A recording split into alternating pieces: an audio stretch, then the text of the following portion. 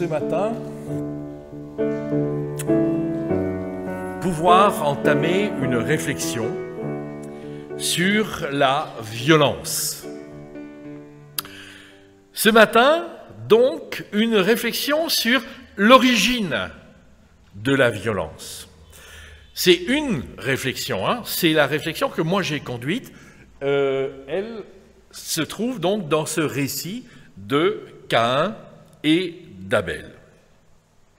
Pour ce faire, j'aimerais que nous puissions lire ensemble, donc dans la Genèse, les chapitres 4 et les versets 1 à 9. Je vous lirai cela dans un texte qui est un peu différent de celui que nous lisons d'habitude, tout simplement parce que, généralement, quand on commence la lecture d'un texte, nous en connaissons déjà la fin.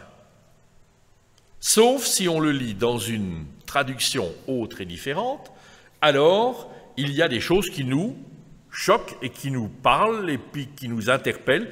Et c'est pour cela que je désire utiliser une traduction un peu différente de celle que nous avons d'habitude. L'homme eut des relations avec Ève, sa femme. Elle fut enceinte et mit au monde Caïn. Elle dit « J'ai produit un homme avec le Seigneur ».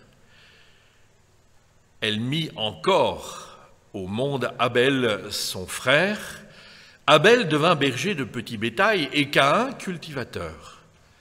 Après quelque temps, Caïn apporta du fruit de la terre en offrande au Seigneur et Abel lui aussi apporta des premiers-nés de son petit bétail avec leur graisse. Le Seigneur porta un regard favorable sur Abel et sur son offrande, mais il ne porta pas un regard favorable sur Caïn ni sur son offrande. Caïn fut très fâché, il se renfrogna. Le Seigneur dit à Caïn, « Pourquoi es-tu fâché? Pourquoi es-tu renfrogné? Si tu agis bien, ne leur relèveras-tu pas la tête? Mais si tu n'agis pas bien, le péché est tapi à ta porte et son désir se porte vers toi. À toi de le dominer. » Caïn parla à Abel, son frère, et comme il était en pleine campagne, Caïn se jeta sur Abel, son frère, et le tua.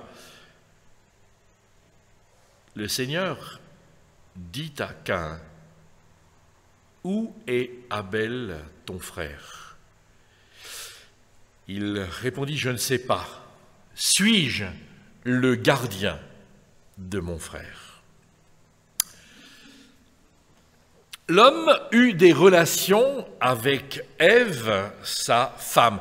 L'homme connut Ève, sa femme.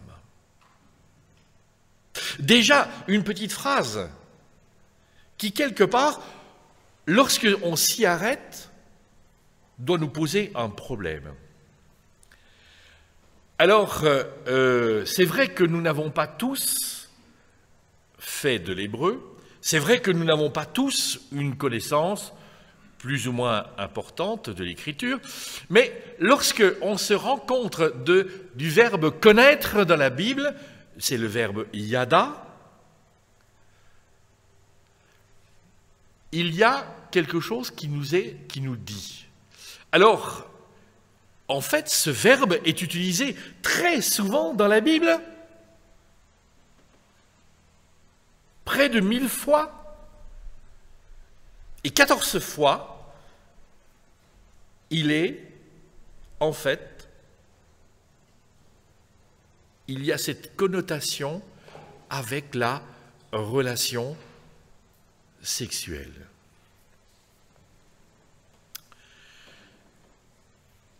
Mais tout le restant du temps, Yada nous montre que bien souvent c'est Dieu qui connaît.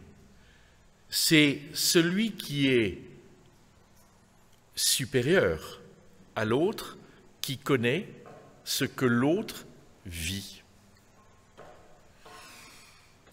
Comme si quelque part dans l'Écriture, on nous disait que déjà à ce moment-là, dès le moment où commence l'histoire d'Adam et de Ève, il y a déjà quelque part ce que Dieu avait pressenti et dit par rapport à la relation homme-femme. Ton mari dominera sur toi. Comme si déjà dans l'histoire, par le premier acte qui nous est conté, il y a déjà quelque part, et d'une certaine façon,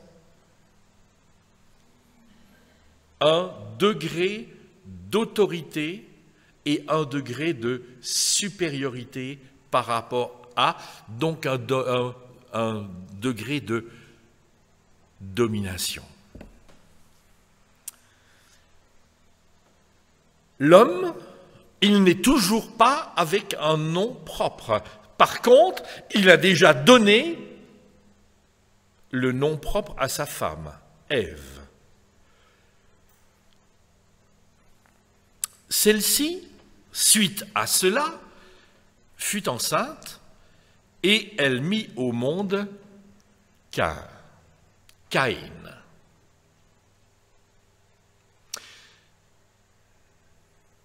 Et elle dit, là aussi, ce n'est pas anodin. Ce n'est pas anodin lorsqu'en fin de compte, elle prend la parole. Adam avait pris la parole lorsqu'il a dit « Celle-ci est l'os de mes os, la chair de ma chair ». Maintenant, c'est elle qui prend la parole et qui dit « J'ai produit un homme avec le Seigneur ». Alors, j'ai voulu prendre cette traduction parce qu'elle est choquante. Elle est choquante parce qu'en fin de compte, elle ne relève pas de notre vocabulaire normal. Quelque part, lorsque mon épouse a mis au monde nos deux fils, moi j'ai annoncé à tout le monde, ma femme a accouché d'un bébé, c'est un garçon. Regardez bien ce qui est dit. J'ai produit. Ça ne vous pose pas un problème, ça? Ça ne vous pose pas un problème. D'autres Bibles vont dire « j'ai acquis ». Acquisition. Pourquoi? Pourquoi est-ce qu'il y a là quelque chose de choquant? En fait, il y a un jeu de mots que nous ne sommes pas capables en français de comprendre, ni dans d'aucune langue d'ailleurs. Hein? Je pense que ce n'est que dans l'hébreu qu'il est possible de pouvoir faire ce jeu de mots entre Caïn et acquis, produit. Le verbe kana. Alors là, on arrêtera là pour l'hébreu aujourd'hui, enfin non, peut-être pas. Mais c'est un verbe que vous devez retenir assez facilement. Hein. Quand on a lu la Bible et le Nouveau Testament, Jean chapitre 2, nous savons très bien, kana, voilà. Alors kana, ça veut dire quoi? Kana, c'est la notion d'acquisition, d'avoir, de rassembler, de posséder, de capitaliser.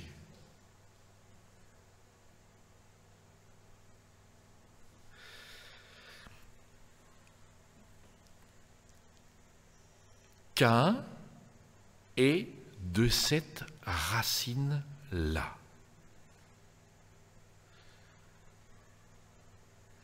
J'ai produit, j'ai acquis. Et j'ai acquis, mais alors le mot qui suit, lui aussi est problématique. Car en fait, quand ma femme, mon épouse, a accouché, elle a accouché d'un bébé. Je ne sais pas, pour toutes les mamans qui ont accouché, vous avez accouché de quoi? Un bébé ou vous avez accouché d'un homme? Ah oui, mais il faut le savoir. La Bible dit un homme. Ish. Et Ish, en hébreu, ça veut dire l'homme mature. L'homme fait. L'homme arrivé à sa maturité.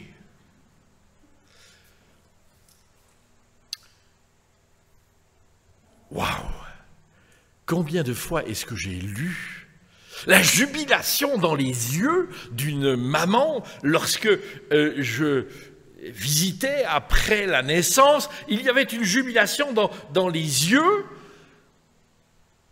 Quand elle regardait le bébé, il y avait cette relation extraordinaire entre le bébé et la maman et le bébé.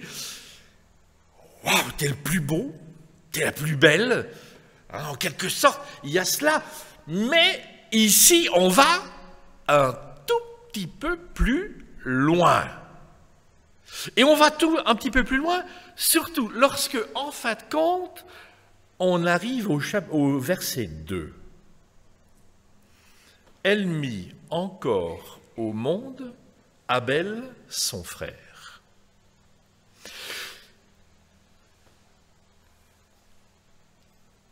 L'Écriture ne nous dit pas si Abel est le frère jumeau de Caïn. Mais tout nous laisse à penser que oui, car en fait, lorsqu'il y aura la naissance d'un troisième enfant, Seth, eh bien, à nouveau, ça sera Adam connu Ève, sa femme. Donc, permettez que je parte sur ce présupposé, il y a deux frères qui peuvent être deux jumeaux. Mais en fait, deux frères avec, dans les yeux et dans la bouche de la maman, un qui est Rambo, c'est l'homme qui est arrivé à sa maturité, celui qu'elle l'a acquis. Et puis, il y a l'autre, Abel. Qui connaît un Abel? Il n'y a pas d'Abel dans l'assemblée? Non, vous ne connaissez pas. Nous, dans notre église, auparavant, nous avions un Abel. Alors, c'était le travailleur infatigable, celui qui se consacre au Seigneur, sur lequel on pouvait compter pour plafonner, pour carreler dans l'église. Qu'est-ce qu'il n'a pas fait? Il passait sa vie dans l'église à faire. C'était une force de la nature, car en fait, Abel avait 2 prothèses de hanches et 2 prothèses de genoux. Et si vous lui demandiez 300 mètres carrés de carrelage, il disait, pas de problème, le Seigneur va me donner les forces pour le faire. Et je lui ai dit combien de fois, Abel, tu ne corresponds pas à ton prénom. Et combien de fois est-ce que nous avons ri? Aujourd'hui, ce frère a été promu à la gloire. C'est vrai, mais il me reste dans mon esprit, car vous savez ce que veut dire Abel? Allez, on va essayer de trouver. Abel, ça n'a pas de nom. Evel, c'est moins que cela. C'est moins que buée. C'est moins que souffle. C'est rien. C'est rien parce que dans le premier chapitre de l'Ecclésiaste, le premier verset que tout le monde connaît, vanité des vanités, tout est vanité. Vous connaissez ce verset? Eh bien, c'est le même mot, evel. Rien de rien, tout est rien. Est-ce que vous vous imaginez quelle est la disproportion entre un et l'autre? Disproportion voulue par Dieu, dite par la mère. Et combien de fois est-ce que, quelque part, on n'a pas retrouvé dans les familles une préférence pour l'un plutôt que l'autre?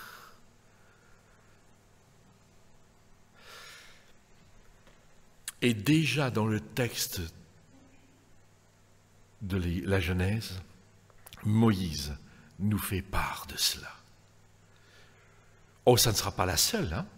On ne va pas lui jeter la pierre, hein, parce qu'en fait de compte, d'autres ont été comme elle, d'autres mamans.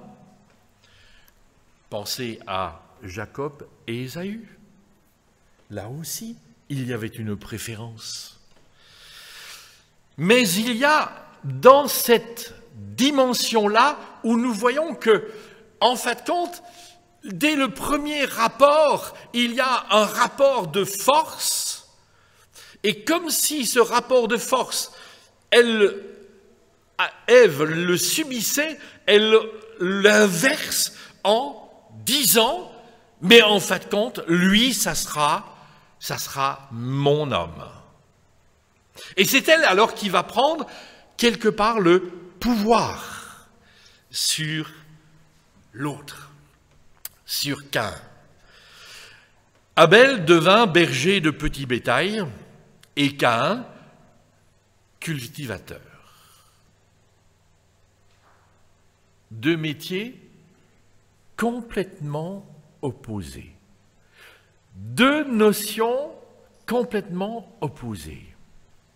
L'un est berger, mais le berger, celui qui garde les moutons en Israël, eh ben, on se retrouve assez souvent dans la situation de la Belgique au mois de juillet, avec de l'herbe rousse, et on se demande où vraiment on va avoir des pâturages. Le berger est celui qui pérégrine, c'est celui qui bouge. Il ne peut pas rester à la même place, sinon son troupeau risque de ne pas avoir l'herbe dont il a besoin. Relisez le psaume 23 et vous verrez que les verts pâturages, c'est pas évident mais que Dieu, lui, il est le bon berger. Jésus est le bon berger. Abel a cette vocation de pérégriner, de nomade. Mais quelque part, lorsque je relis l'Écriture, l'épître de Pierre ne dit-il pas que nous sommes aussi pèlerins sur cette terre? Nous ne sommes pas là pour nous implanter. Nous allons vers un autre lieu, vers un autre avenir. Nous allons vers une autre terre. Caïn, lui, c'est le cultivateur. C'est celui, le cultivateur, pour recueillir ce qu'il a cultivé, que faut-il faire? Il faut rester en place. C'est celui qui est enraciné au sol. C'est celui qui est enraciné au sol. Alors vous remarquerez juste une petite chose en passant, mais ça c'est la beauté de l'Écriture. La parole de Dieu nous dit qu'il y a Caïn et puis Abel. Et puis, on nous parle d'Abel et puis de Caïn. On a inversé l'ordre des choses. Après quelque temps, Caïn, on réinverse, apporta du fruit de la terre en offrande au Seigneur, donc des légumes, Et Abel lui aussi apporta des premiers-nés de son petit bétail avec leur graisse. Le Seigneur apporta un regard favorable sur Abel. Tiens, on réinverse. On est reparti avec Abel, et puis après on parlera de Caïn. Il porta un regard sur Abel et son offrande, et il ne porta pas un regard favorable sur Caïn et son offrande. Ah oui, mais Dieu aussi, il a ses privilégiés. Dieu aussi, il a ses préférences. Qu'est-ce qui lui permet de pouvoir prendre un et rejeter l'autre? Voilà un procès que beaucoup de gens font au Seigneur. Ce procès est-il juste? Si nous regardons une chose, nous voyons qu'en fait, Caïn apporta du fruit de la terre, donc des légumes, au Seigneur. Alors, on pourrait dire, oui, mais entre des légumes et un méchoui, je préfère le méchoui. Je ne sais pas si vous êtes végan, mais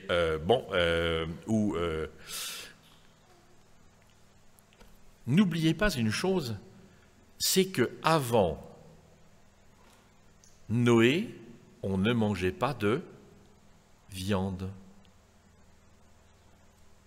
Donc l'offrande d'Abel, ce n'est pas simplement des légumes. Ne jetez pas le discrédit sur les légumes de Caïn, car en fait, c'est l'essentiel de la nourriture. Si on ne mange pas de viande, on mange des légumes. Et si vous lisez le Lévitique, vous verrez que, en fait, il y a des sacrifices qui sont des sacrifices de légumes ou de fruits, réclamés par le Seigneur. Donc il n'y a pas ça. Abel, alors bien souvent on a dit, oui mais Abel, lui il a apporté un agneau, et l'agneau, ça rappelle l'agneau qui sera offert au temple, et ça sera aussi, et c'est les prémices de ce que Jean-Baptiste va dire, voici l'agneau de Dieu qui ôte le péché du monde, en voyant Jésus venir. Moi, je ne crois pas qu'il faille faire cette lecture-là, tout simplement parce que dans le texte hébreu, personne n'a décelé la notion de sacrifice. Il apporte. Mais ce qui m'intéresse, c'est que, en fait, on a bien souvent parlé de l'offrande, mais on n'a pas parlé de ce que la Bible dit et met en avant. Quand je regarde ce que l'Écriture me dit, il regarda Caïn et son offrande, et il regarda Abel et son offrande. En fait, Dieu jette d'abord un regard sur la personne,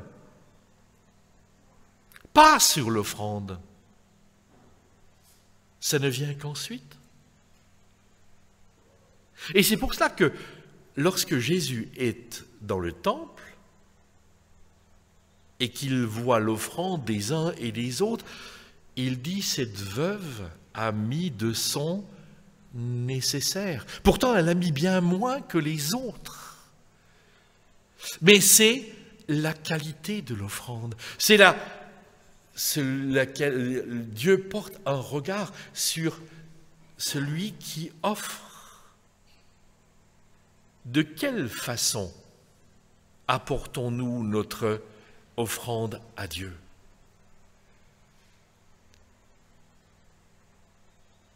Dieu ne regarde pas ce que nous mettons dans la bourse, mais il regarde la façon dont nous concevons l'offrande et dont nous la remettons. Dieu regarde au cœur et non à l'apparence. Et c'est ainsi qu'en fait, quand il a porté un regard favorable sur Abel et un regard moins favorable sur Caïn. Pourtant, il va s'occuper de Caïn.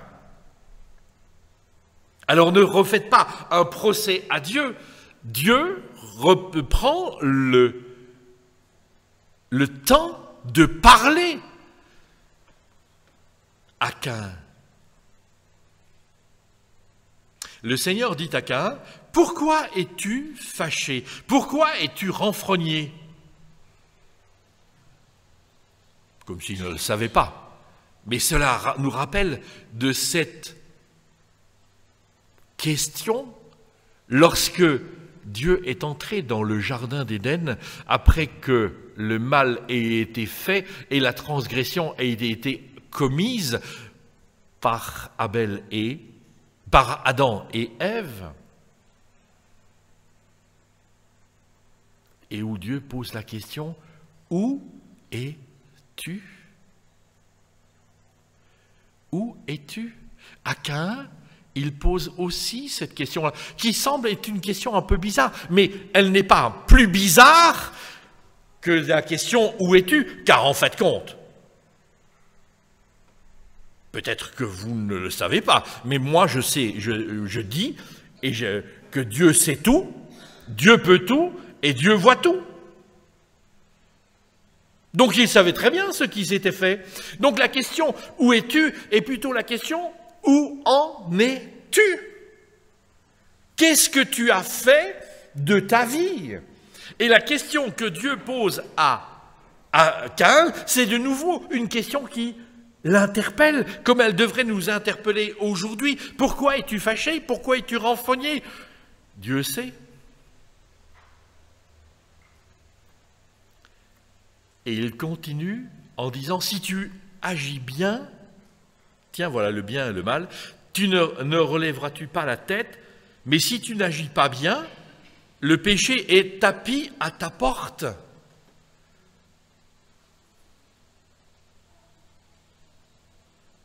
Et son désir se porte vers toi, à toi de le dominer.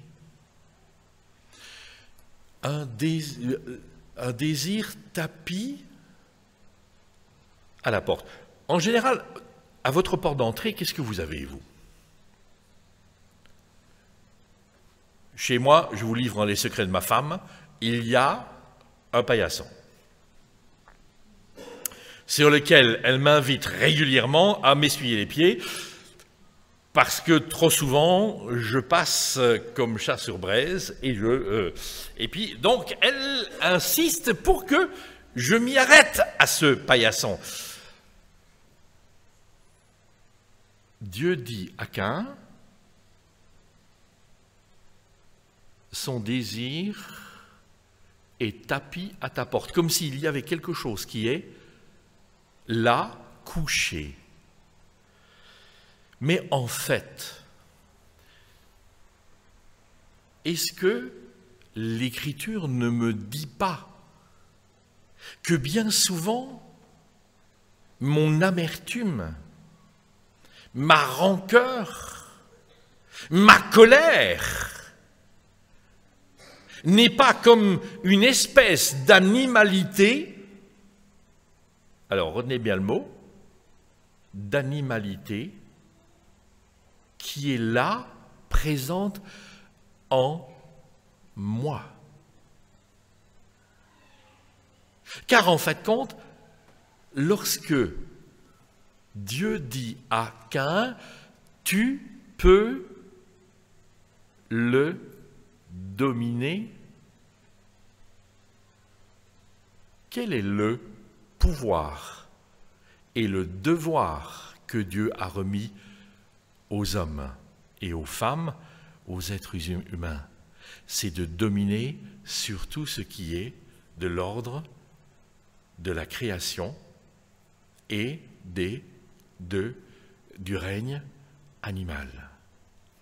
Tu peux dominer sur ce qui est en toi et qui est plutôt de l'ordre de cette animalité. Ta colère, elle est de cet ordre-là. Et tu en as la capacité, tu en as le pouvoir. Et même quelque part, tu en as le devoir. Dès le début, c'est ce qui a été donné et ce qui a été dit. À toi de le dominer. Et puis on se retrouve devant un silence, un espace-temps, je ne sais pas lequel. Caïn parla à Abel, tiens, c'est lui qui prend la parole maintenant, son frère, comme il était en pleine campagne, Caïn se jeta sur Abel, son frère, et le tua. Dieu reprend la parole. Le Seigneur dit à Caïn, « Où est Abel, ton frère ?» Bah oui, où en es-tu? On est toujours dans cette question-là. Et il répondit, « Je ne sais pas, suis-je le gardien de mon frère ?» Eh bien oui, c'est la tâche que Dieu avait donnée à l'homme dans le jardin d'Éden, c'était d'être le gardien. Gardien de la création, mais pas seulement de la nature, mais aussi de l'humanité. Suis-je le gardien de mon frère? Il y a une chose que je voudrais ajouter. C'est qu'il y a le fort et il y a le faible. Celui qui se croit fort, Dieu lui dit, eh bien, domine sur tes sentiments, sur tes émotions, sur tes colères, sur ce qui est en toi.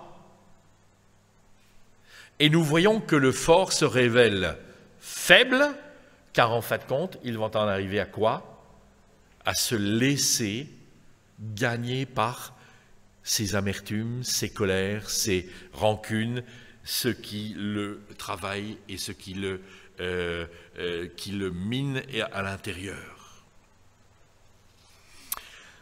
Et le faible. Pourquoi est-ce que Dieu n'a pas pris le parti du faible? C'est encore un mauvais procès. Car en fait compte, si vous regardez bien, Genèse chapitre 5, vous verrez que Adam connut Ève, sa femme, ils eurent un troisième fils qui s'appelle Seth. Alors, je ne vous importunerai pas, oui, d'accord. Je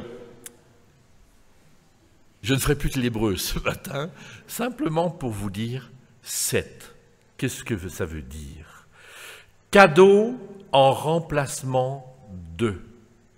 Et nous voyons que dans la généalogie, Seth est dans la succession d'Abel. Mais si je regarde bien et si je suis attentif à ce que l'Écriture me dit, de Seth va naître Noé et toute la génération de Caïn. Elle est où? Toute la génération de Caïn sera sous l'eau. L'eau du jugement, elle disparaîtra avec le déluge. Mais de cette génération de Seth va sortir Noé, sa famille, et ainsi une descendance et un avenir. Dieu prend le parti des plus faibles. Dieu prend le parti de ceux qui n'ont pas de voix. Dieu se prend le parti de ceux qui sont rejetés. Dieu prend le parti de ceux qui, quelque part, sachant qu'ils n'ont pas la capacité de, se tournent vers lui, se tournent vers la croix. Et pour reconnaître qu'effectivement ils ont péché, qu'effectivement ils ont transgressé, qu'effectivement ils ont été de ceux qui inévitablement ont connu cette désobéissance, qui reconnaissent en Jésus celui qui a donné sa vie en sacrifice. celui qui m'apporte le pardon de Dieu, son sang, sa vie, efface mon péché, il l'ôte. Et ce Jésus mort et ressuscité à Pâques, aujourd'hui nous donne cette capacité de pouvoir espérer en la vie parce que nous avons reçu l'Esprit Saint, esprit de vie, qui témoigne à notre esprit que nous sommes enfants de Dieu aujourd'hui. Quel merveilleux avenir! Mais c'est ceux qui sont capables de pouvoir plier le genou devant le Seigneur.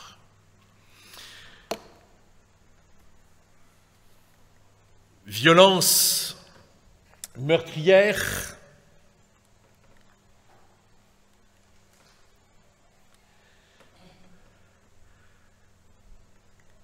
est-ce que cela s'est terminé avec Caïn et Abel? Pas du tout, tout l'Ancien Testament le dit, mais il y a aussi dans l'Évangile cette parole de Jésus qui dit au chapitre 5, les versets 21 à 22, « Si vous avez entendu qu'il a été dit aux anciens, tu ne commettras pas de meurtre, celui qui commet un meurtre sera passible du jugement. » Le verset 22 nous dit ceci, « Mais moi je vous dis, quiconque se met en colère contre son frère sera passible du jugement, celui qui traitera son frère de raca sera passible du Sanhédrin, celui qui le traitera de fou sera passible de la géhenne de feu. » Jésus dit, avant l'acte, il y a déjà la parole. Il y a déjà la parole.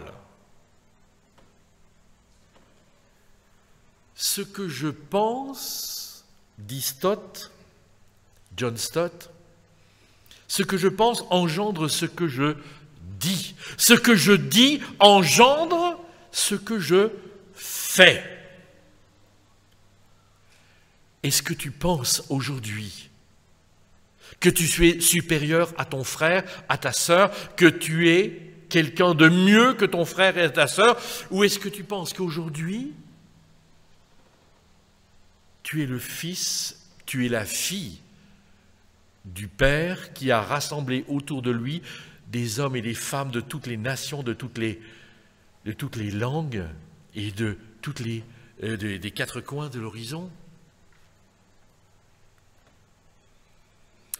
Martin Luther King, pasteur baptiste, a été tué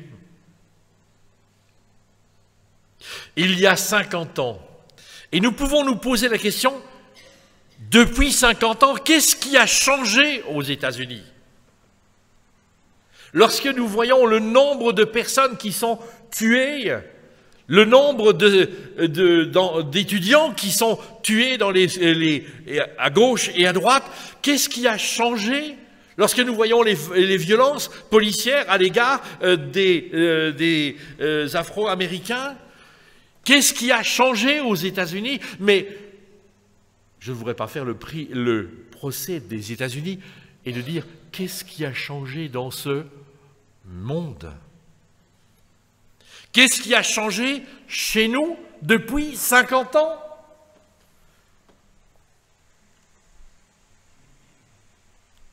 Alors là, vous ne voyez pas la photo. Elle ne passe pas. Ah ben si, la voilà. Est-ce que quelqu'un peut me dire s'il distingue mieux cette photo? Quand a-t-elle été prise?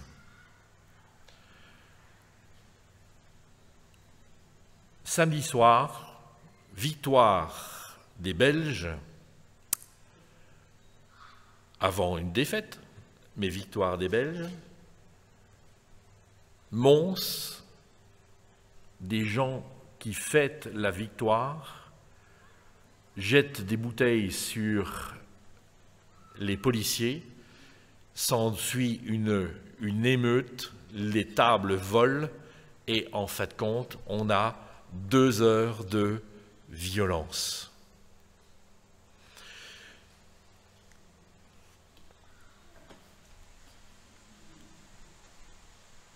Violence conjugale, je ne sais pas si vous regardez la BBC, certainement pas. Avant la défaite de l'équipe d'Angleterre, la BBC a passé ce spot très régulièrement pour dire qu'en fin de compte, à partir des 3 dernières Coupes du Monde, chaque fois que l'Angleterre a été battue, chaque fois, le lendemain, il y avait 38% de plaintes en plus de femmes qui avaient eu des violences conjugales, tout simplement parce que, à cause de l'abus d'alcool, on en était arrivé à battre. Un spot où on voit cette femme qui appréhende et qui se pose la question, qu'est-ce qui va se passer? Qui se couvre déjà, un spot qui est intéressant, mais la violence conjugale, elle existe. Et elle n'existe pas seulement sous forme de coups dans nos foyers, elle existe déjà à partir des paroles qui sont dites.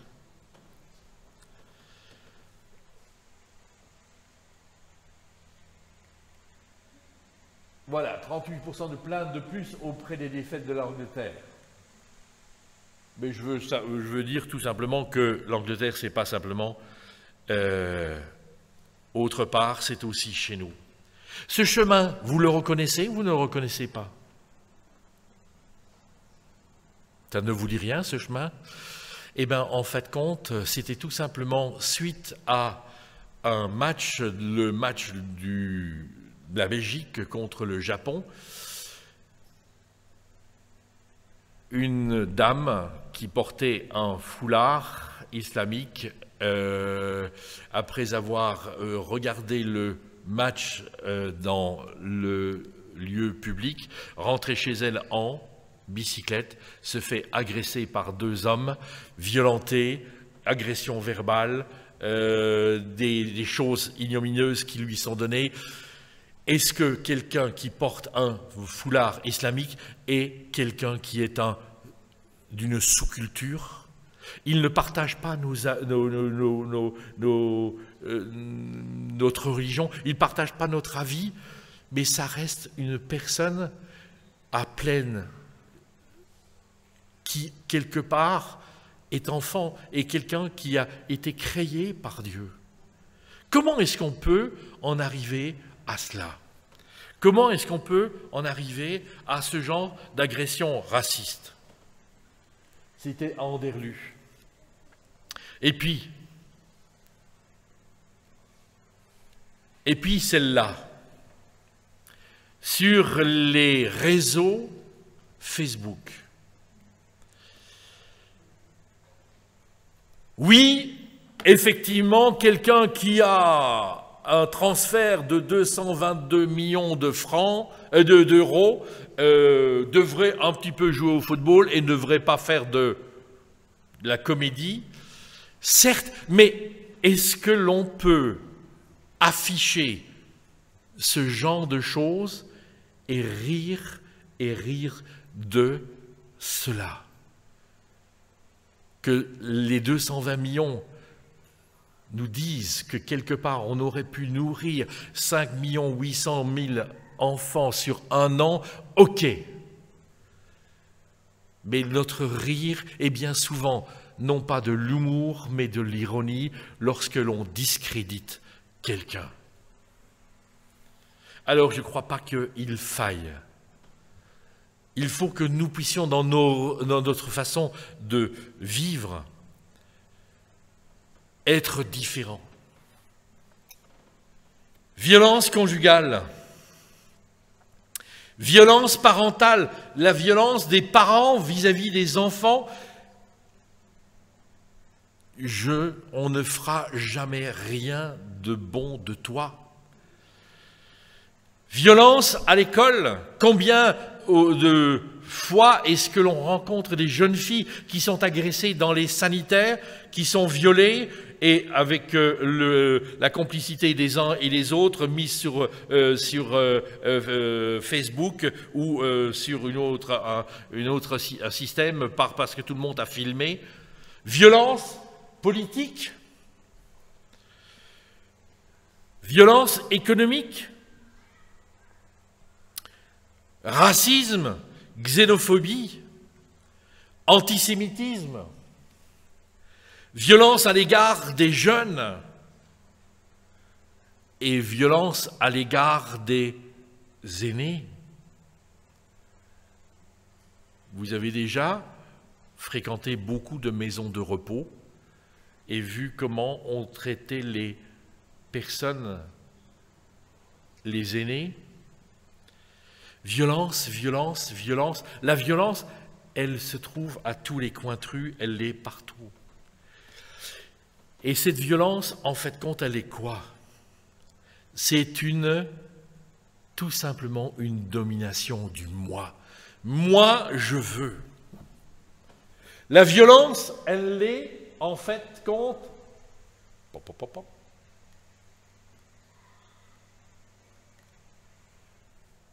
Elle remonte à l'origine, avoir, pouvoir, acquisition, capitalisation.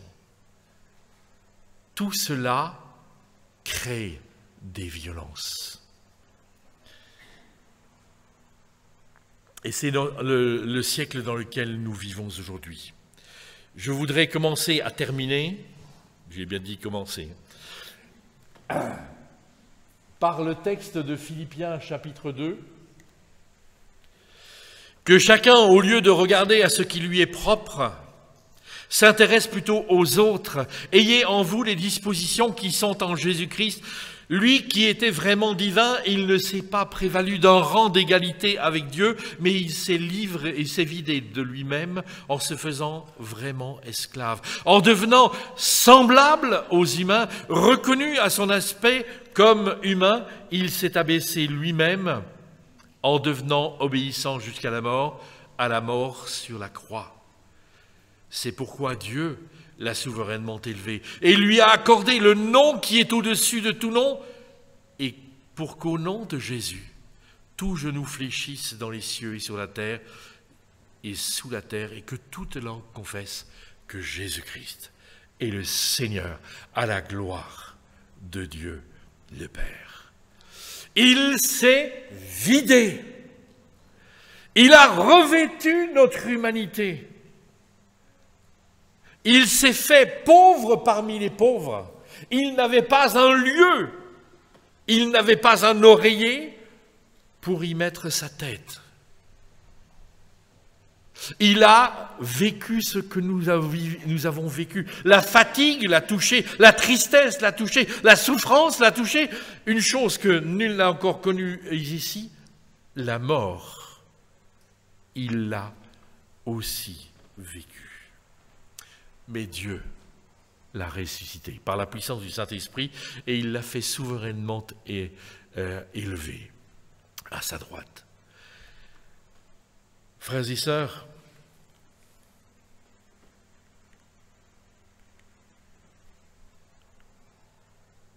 c'est quoi cela?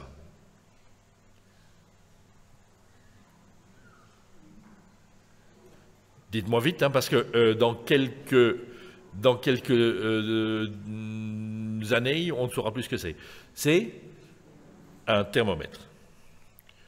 Bon, pour d'autres, je mettrai plutôt cela, un thermomètre. Et puis ça, c'est quoi? C'est un thermostat.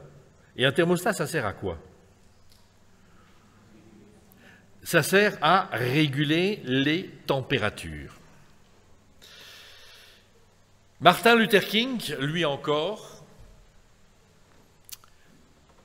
a dit ceci: nous ne devons pas être des thermomètres qui indiquent la température de la majorité. Qu'est-ce à dire? Nous n'avons pas à être comme tout le monde, comme la société dans laquelle nous sommes, la culture dans laquelle nous baignons. Mais nous avons à être autrement, et Martin Luther King lui dit, mais des thermostats qui transforment et qui règlent la température de la société. Comment veux-tu qu'on fasse ça? Eh bien, en fait, compte, il ne reprend que l'idée de Jésus lui-même. Quand Jésus nous appelle à être sel et lumière, quand Jésus nous appelle à être levain dans la pâte, c'est pas toute la pâte.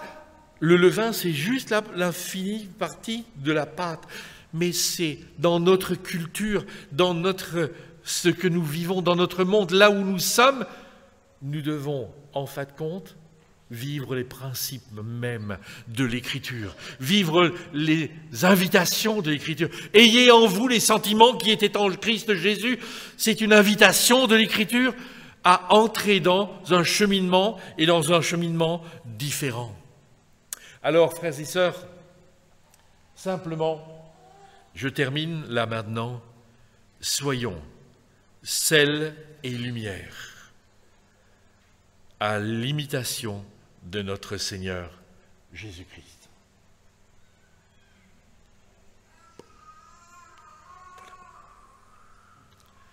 Je vous invite à la prière.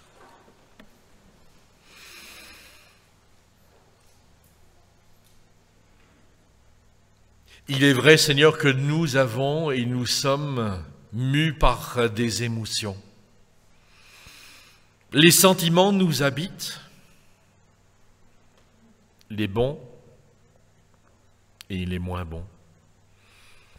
Ils engendrent en nous des pensées, et ces pensées engendrent des paroles. Paroles anodines, paroles légères, dites sans grande réflexion.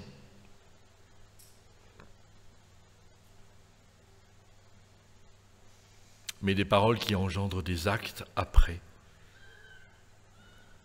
qui amènent souffrance, qui amènent tristesse, qui amènent humiliation. Père, ce matin encore, nous voulons prendre en compte ce que tu veux nous communiquer.